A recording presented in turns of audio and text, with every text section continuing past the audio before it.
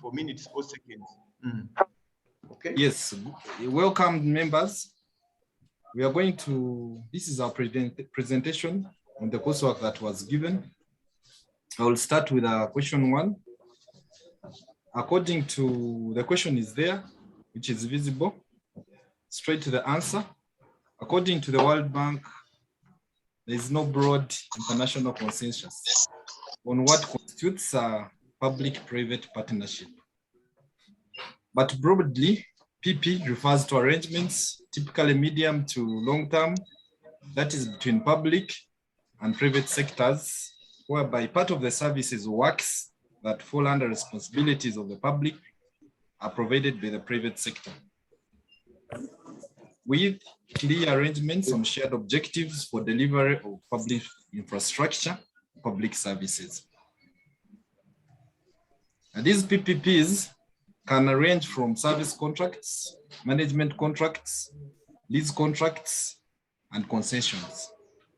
Public infrastructure and services such as roads, water, energy, health, education, and public order have been over time provided by the governments in collaboration with the private sector in order to enhance and improve conditions of the living for the public. However, in public interests,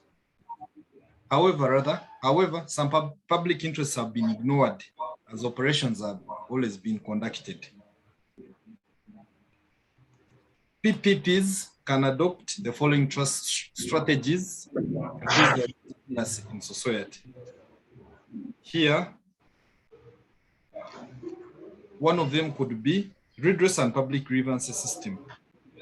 This looks at how members of the public within spheres of the project implementation can lodge complaints and how they can be addressed.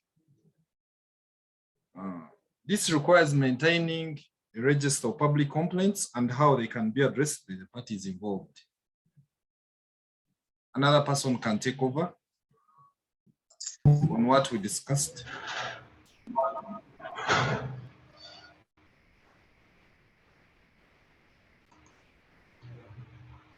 Martha, over to you.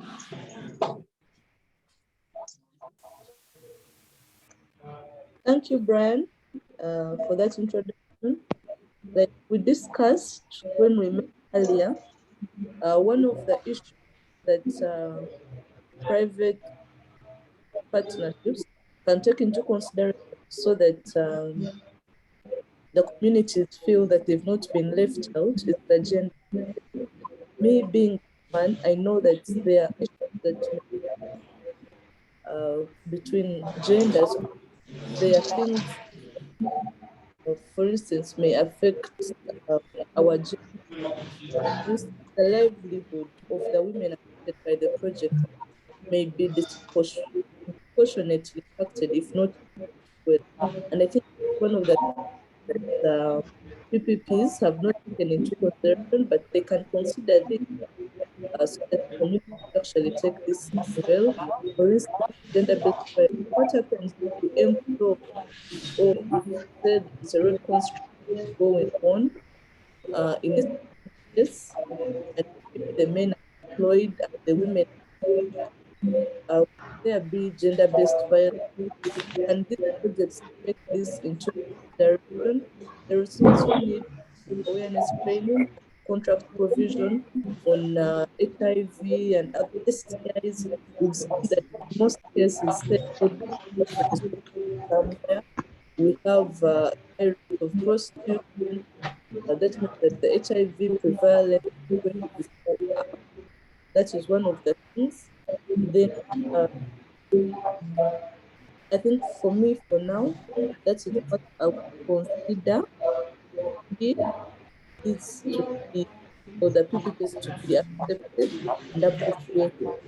All these things taken into consideration.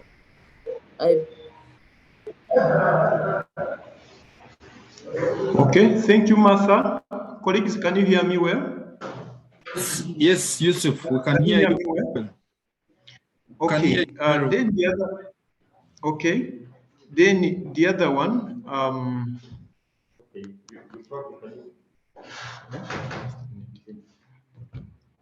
Just 2 minutes.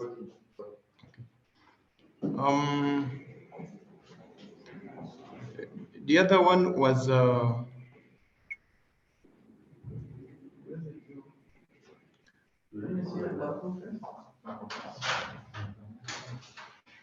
sorry, colleagues, I had the people in office. Just a minute, but I have excuse myself.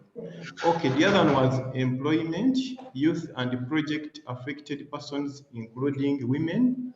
Specific consideration needs to be given to the large numbers of youth, women, and project affected persons who live locally within the proposed project alignment through the agreement of a project specific employment plan with the concessionaires and their contractor.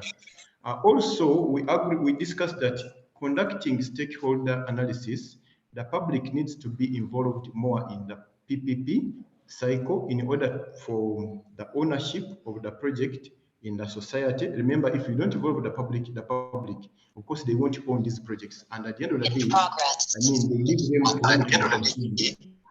Key stakeholders need to always be mapped and involved, stroke engaged, and their opinions, views, and input considered in the planning process of the PPP projects that affects their community. With this, PPP will attract legitimacy, and there will be increased or enhanced service delivery to the community. Okay, embracing competition is also one of the other points that we discussed.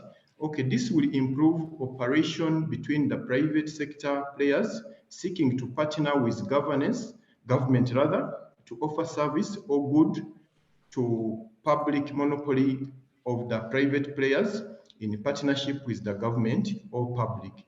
I like to spiral down to exploitation rather, where goods or services produced may not be afforded by the members of the community. A case in point is the concession owned by Umeme. There have been complaints of exploitation. There have been complaints of exploitation of the members of the public through high costs of power maintenance, cost for the equipment such as service fees for your commuters. I think all of you can attest this, guys. So over to you, Ian, for the next part, please. Maybe we can look at value for money. Are you getting me, guys? Yes, we can hear you. You see, PPP, most of the times you find the public wants assurance from the public that maybe their funds, they are doing like good of it. That's why you find like maybe if you look at the road construction, let's say road services come and construct a road on behalf of government. What the public wants is that assurance that maybe what they have done it is equivalent to what they have been paid for. Maybe over to you, Martha. Maybe to add on that is that these PPPs mostly, if I take an example of what we have had in Uganda, is that the main problem is value for money. For instance, you have roads constructed with the taxpayers' money, of course, because the private partner, yes, may put in money, but the taxpayer has to pay back. And in 1 or 2 years, you find that the road is already down. You can also have an example of some private PPPs that have gone bad, like the Jagari Falls project, where we're meant to have power and the project has really stalled And at the end of the day, the community or the local people end up losing faith in this. So if a PPP is done and value for money is strictly enforced, and the people see that when PPPs are done, they get what they actually paid for, instead of pushing the country and the citizens into debt over things that are really not worth it. I think that is what I can say. Thank you, Martha. Let's be mindful of our time. We have 10 minutes. I think we have less than 5 minutes. We didn't, I think we need to give some examples where the PPs are working in Uganda. Mostly we have under roads and electricity. We have the proposed Kampala-Jinja Expressway. We have the Namave power plant. We have the Kagati hydropower. This is under electricity, and the Umeme Limited, which is also under PPP. I think detailed work will be shared in our PowerPoint, so we can rush to question 2. The question 2, it's all about, the question was giving examples, discuss key issues to be considered for successfully undertaking of market soundness in the PP cycle. Ian, you can lead us through this on what we discussed on because we looked at, I'm seeing we looked at around 4 points. Each one will take us through one. I can introduce the question. The main objective of the market sounding is to test the private sector's ability to assume risks that are to be transferred via that concession contract from the public to the private sector. Market sounding focuses on the suitability and attractiveness of the business scheme and generates inputs and requirements from the potential partners as a group. So, on what we discussed, what needs to be considered when you want to successfully undertake the market soundness of the PP cycle. So Ian, take us through point 1. Martha will take us through point 2. I will take you through point 3, and maybe Brian, allow me go first. Yes, okay. Allow me go first. Okay, the first point was viability. On this, we said this looks at whether the proposed business scheme is actually viable, or has it ever been done before under the same arrangement. A project is economically viable to its stakeholders, such as government, the private sector representatives, the CSOs rather, and the community, if the economic benefits of the project exceeds its economic costs. The concession with Umeme Limited to distribute or supply electricity seems a viable project for both the public sector, the private sector, and the community, who are enjoying better services and products from the contracted company. Different aspects of project viability needs to be looked at in greater detail, such as technical viability, economic viability, and commercial viability, etc., and others. Over to you, Ian, in the next point. Thank you. We can as well look at the capability. This poses the question: will the private sector, individual consortium, be able to achieve the requirements? First and foremost, it's not always clear how much the PPP will cost. Direct fiscal commitments are long-term and may depend on variables such as demand or exchange rates. When are made in foreign currencies, maybe dollars or pounds. Moreover, many fiscal commitments are contingent liabilities whose currencies and vary or depend on some certain future events. Maybe here to add on this point, when we look at the capability, mainly we look at the financial bit of it to see if you are now with government, is the private has the capacity, maybe if they are to be given a certain project to be worked on instead of finding some private company begins on a project and you find in the long run, it is put on standstill. So maybe I hand over to Martha.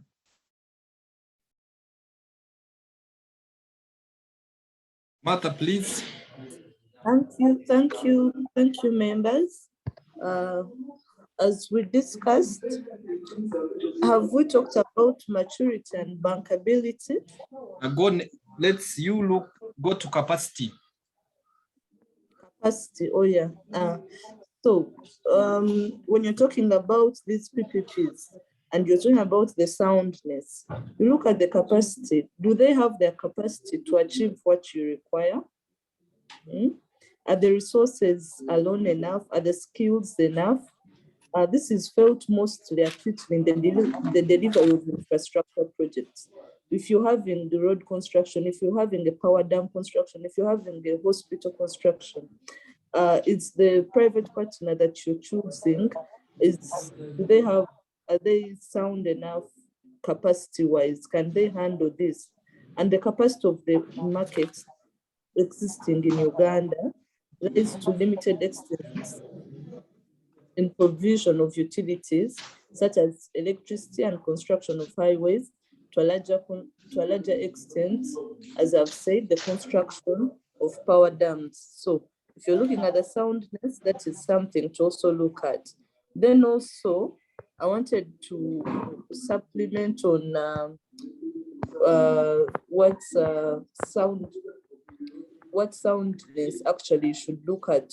When you conduct conduct a market sounding, when there is an optimum moment for market sounding, when the project description is too broad to provide any effective description. So you need to do a market soundness review so that you know what specifically the project will look at. Who to sound out to? The government can dialogue with the experienced provider, for instance, of these infrastructures and services, to see what exactly is needed, the conditions, the technical aspect, what issues should be sounded. The relevant rule here is to test all the significantly and certain aspects of the project. And I emphasize that good practice is to include all points in the project information, emphasizing the aspect to which the government is seeking feedback. So, but because we have less time, I think we shall include details of all this in our presentation, in our work that we shall submit. Thank you. Thank you, Martha. Lastly, we looked at maturity and bankability. Definitely, for a PPP to come in, it has to evaluate and see whether the project they are going into will be able to pay back, and when will it be able to pay back. And if the project can't pay back the loan which they would have got to, okay, basically when will they be able to recoup the investment? They look at this. That's why you see there is for example, there is a big delay in the implementation of this rail which they have been talking about. The Chinese are saying it may not be able to pay back because Kenya is struggling. So bankability basically looks at the ability of the project to raise finance. It's called basically the ability of the project to generate returns back, so that definitely investors are here to make money and they are supposed to recoup what they invested. The referees will be there. Team, thank you very much. The team was limited. Thank you very much.